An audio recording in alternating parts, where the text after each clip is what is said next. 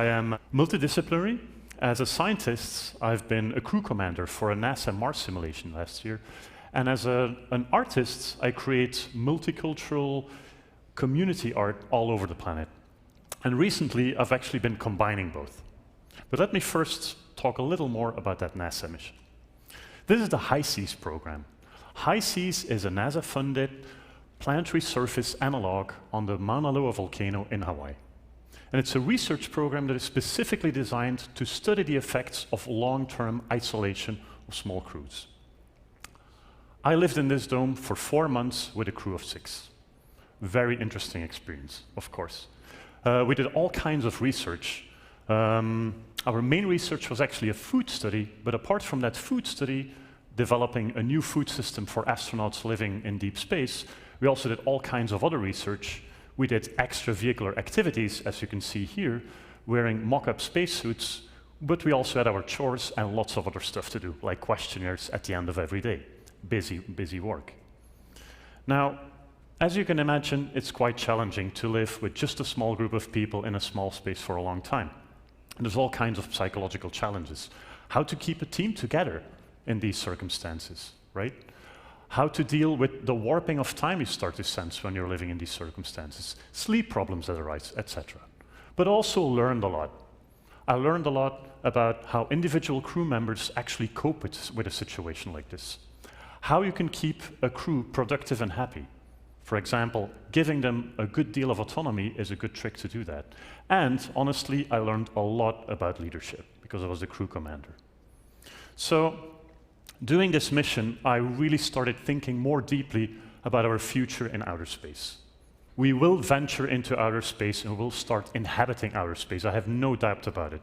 It might take 50 years or it might take 500 years, but you know, it's going to happen nevertheless. So I came up with a new art project called Seeker. And the Seeker project is actually challenging communities all over the world to come up with starship prototypes that re-envision human habitation and survival. That's the core of the project.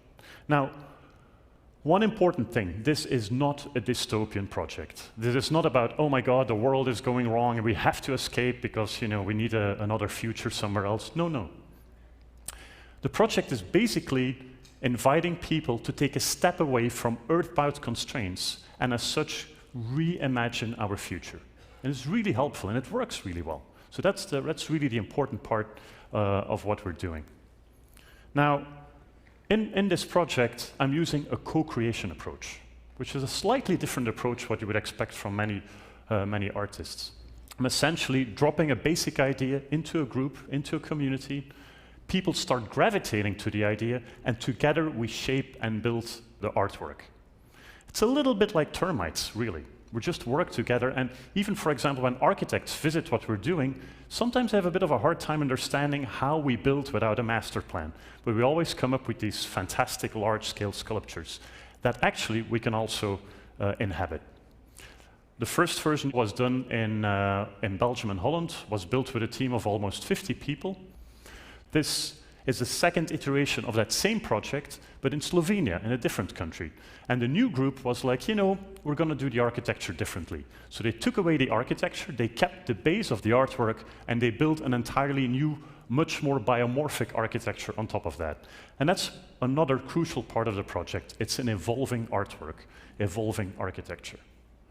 And this was the last version that was just presented a few weeks ago in Holland, which was using caravans as modules to build a starship. We bought some second-hand caravans, cut them open, and reassembled them into a starship.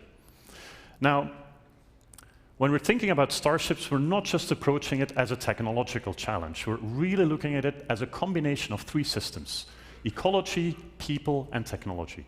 So there's always an strong ecological component in the project. Here you can see aquaponic systems that are actually surrounding the astronauts so they're constantly in contact with the food or part of the food that they're eating. Now, a very typical thing for this project is that we run our own isolation missions inside these art and design projects. We actually lock ourselves up for multiple days on end and test what we built.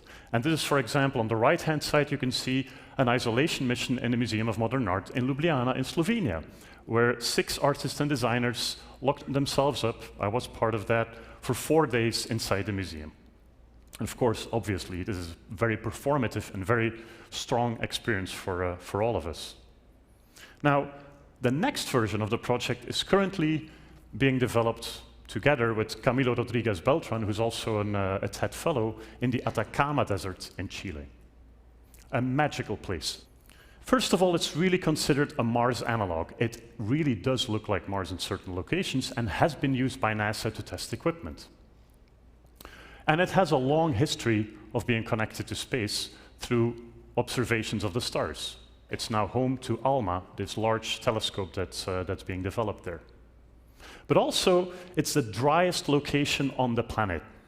And that makes it extremely interesting to build our project, because suddenly sustainability is something we have to explore fully. We have no other option. So I'm very curious to see what's going to happen. Now, a specific thing for this particular version of the project is that I'm very interested to see how we can connect with local population, native population.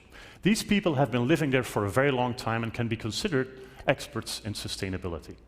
And so I'm very interested to see what we can learn from them and have an input of indigenous knowledge into space exploration. So we're trying to redefine how we look at our future in outer space by exploring integration of biology, technology, and people, by using a co-creation approach, and by using and exploring local traditions and to see how we can learn from the past and integrate that into our deep future. Thank you.